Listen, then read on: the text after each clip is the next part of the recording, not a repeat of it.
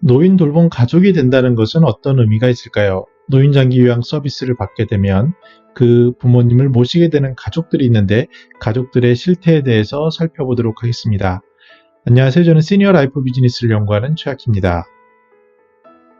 오늘은 네 번째 시간으로 85세 이상 부모님의 3분의 1이 받고 있는 돌봄 서비스인 노인 장기 요양보험의 돌봄 가족이 된다는 것의 의미를 살펴보도록 하는데요.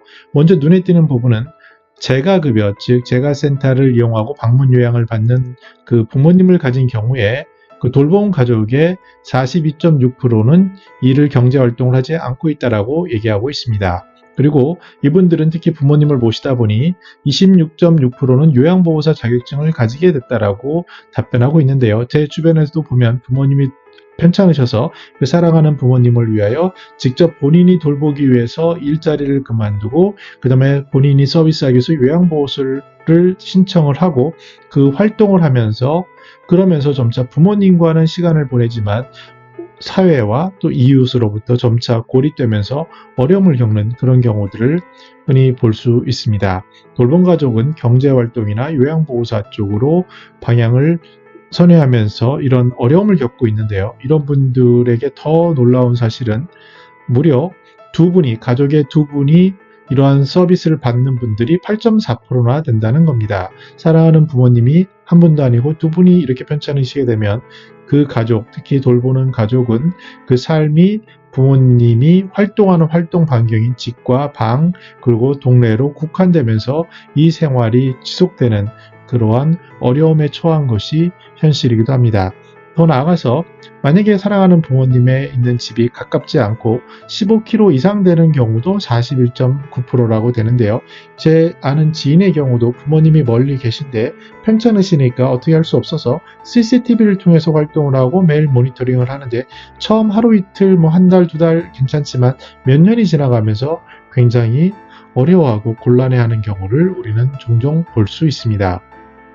자, 그러면 가족에서 입장에서 노인장기 요양보험을 최초로 신청하는 비중은 88.8%가 됩니다.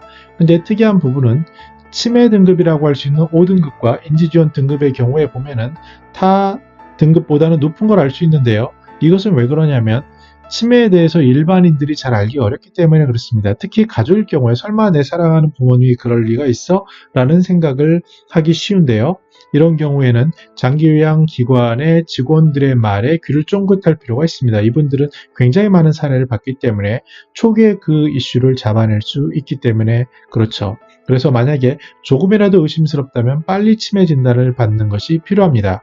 요즘은 초기에 잡으면 늦출 수가 있고요. 그 늦추는 사이에 치매를 어쩌면 극복할 수도 있는 가능성이 더욱 높아지기 때문에 더욱더 그렇습니다.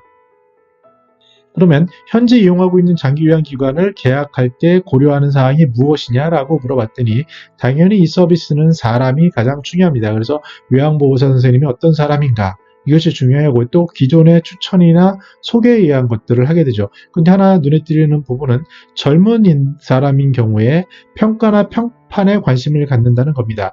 노인장기요양보험 홈페이지에 가면 요양기관에 대한 등급을 매겨놓은 게 있습니다. 객관적인 자료라고 할 수 있겠죠. 그래서 이런 것들을 확인하고 또 만약에 더 나아가서 컨텐츠로 볼 수 있는 것이 있다면 그런 것을 더블 체크하고 전문가의 조언을 들어서 사랑하는 부모님을 위한 좋은 기관을 선정하는 노력들이 앞으로 더 강화되지 않을까라는 생각을 해봅니다. 만약에 이용하는 사람 분의 건강 상태가 악화된다면 요양시설을 이용하겠냐 그랬더니 약 70% 정도가 그렇게 하겠다라고 답변을 했습니다. 그런데 오히려 등급이 미미한 상대적인 거죠. 4등급, 5등급인 경우에도 노인요양시설로 모실 계획이 있다는 게 더 높게 나타나는데요. 조금은 의아할 수 있습니다. 그래서 더 내용을 또 다시 살펴보면 이용자가 만약에 부모님이 건강이 호전됐을 때 집으로 모시겠느냐라는 질문에는 25.4%만 네라고 했고 나머지는 아니라라고 얘기를 했는데 그 이유를 들어보니 가족이 경제활동에 따른 이용자 돌봄에 대한 부담 또 이용자 돌봄에 수반되는 비용 이런 것들을 생각하는 겁니다. 흔히 쉽게 생각해보면 부모님이 편찮으시다고 하면 우리가 집에 모시게 되는 순간 가족들은 부모님 집중으로 돌봄 서비스를 하게 되는데요. 그것은 24시간 이어지는 서비스입니다. 비록 요양보호사 선생님이 몇 시간 와서 책임진다고 하더라도 그 부담은 굉장히 크고요. 또 부모님에 대한 애정이 클수록 자기의 일을 그만두고 여기에 몰입하는 경우가 있을 수 있습니다. 제가 아는 친한 친구도 무려 7년을 부모님을 그런 식으로 돌봐봤습니다. 그래서 본인은 굉장히 행복하고 감사한 시간이었지만 젊은 나이에 7년이라는 시간을 모든 경제활동을 끊고 한다는 것은 흔한 일은 아닙니다. 특히 지금처럼 복잡하고 인간관계가 얽혀있는 사회 속에서 그러한 것들은 점차 부담으로 작용이 되고요. 또 좋은 사이드는 요양기관들이 이전과는 달리 견제받고 평가받기 때문에 더 나은 기관으로, 또 그래서 그런 기관에 계신 것이 오히려 부모님을 위해서 더 낫겠다라는 그런 데이터들이 조금씩 나타나고 있는 것 또한 상관관계가 있다고 보여집니다. 끝으로 가족들이요, 교육을 받고 싶다라는 니즈에 대해서 매우 필요가 12.1%로 나왔습니다. 근데 이것은 비단 단순히 교육에 대한 니즈만은 아닐 것입니다. 물론 처음에 부모님을 돌보는 상황이 됐을 때 그 혼란스러움, 어디서 정보를 정확히 얻어야 되나 이런 갈등은 있지만 그것과 함께 더 단계가 높아질수록 필요한 것은 이 돌봄 가족이 사회와 이웃으로부터 격리되고 부모님으로 활동 반경과 같아지면서 점점 굉장히 힘든 상황에 노출된다는 거죠. 그래서 사회적 교류가 필요한데 이것을 위해 돌봄 가족들끼리의 연합이라든지 또 지역사회의 연합이라든지 이런 것들이 굉장히 소중할 수 있다는 것을 살펴볼 수 있습니다.